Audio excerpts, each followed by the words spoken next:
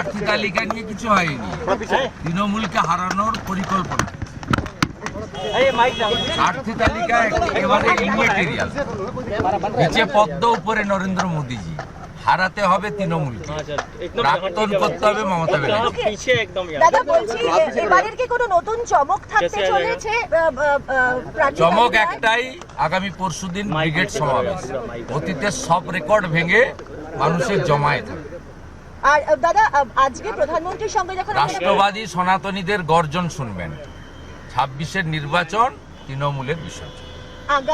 প্রার্থী তালিকার ক্ষেত্রে নতুন কোনো মুখ বা কত নাম আপনাদের না ভাবলেই চলবে। আবারও বলছি, এবারে প্রার্থী একেবারে গৌণ।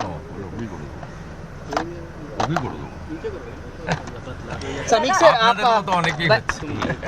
समीक सर आप आज बैठक थी सर, हिंदी में एक बार बोल दीजिएगा। बैठक ধর্মঘটকে আমরা দুজন আছি, নৈতিক সমর্থন করছি।